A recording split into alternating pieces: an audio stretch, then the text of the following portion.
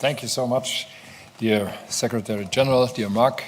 Meine Damen und Herren, herzlichen Dank für... Gentlemen, thank you very much for the warm welcome you have given me here at the NATO headquarters in Brussels.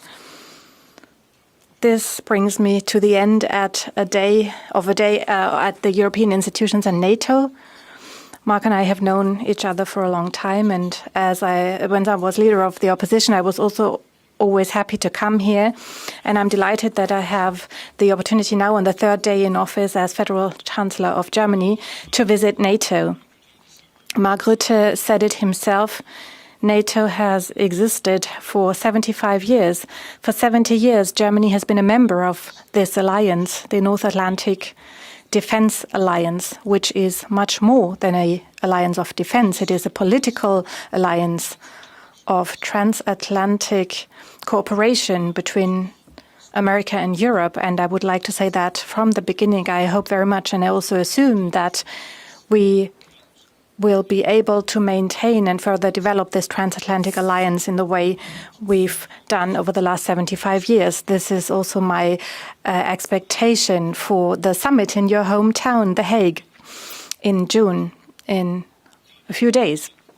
Ladies and gentlemen, we have to take our own decisions. It's we, the allies, who decide about our capabilities to defend ourselves, our life in peace and security and freedom. In Germany, we have made a strong contribution to that, but Germany needs to do more. We know that. We know that Germany needs to do more, so we took the decision even before the 21st Bundestag met for the first time, before the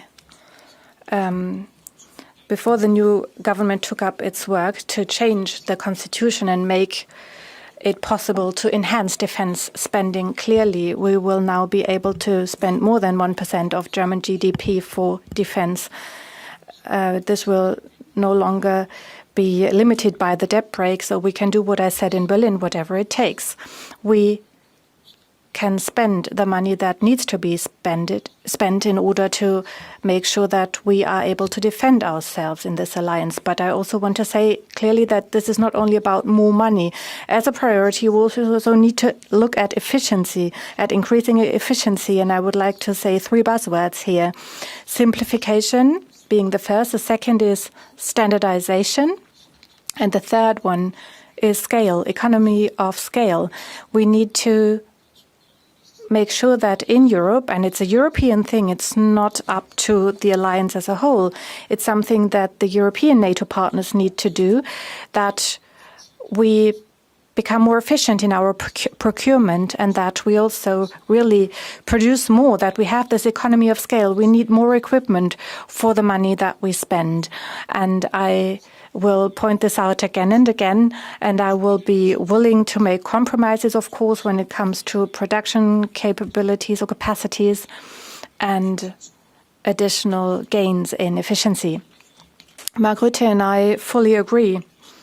The war of aggression Russia is waging against Ukraine is a full-front aggression, not only against territorial integrity, but against the entire political order of Europe after 1990. And this is how we need to communicate this domestically to our own voters. It is not something that's limited to the territory of Ukraine, which would be tragic enough, but it goes far beyond that. It is a massive attack against our political order. I'm very grateful that yesterday evening I had the opportunity to have a phone call with the American president and speak about these topics. He informed me about his plan for an unconditional ceasefire of 30 days in Ukraine. I fully agree with that. I also know that the French government, the British government and the Polish government see it the same way. There is an opportunity now, this weekend, to go beyond this day, which is, of course, the day of the big military parade in Russia, in Moscow, for which a ceasefire has been agreed. There is the opportunity to go beyond this weekend and have a 30-day ceasefire in Ukraine. Ukraine is in favor. It agrees to that.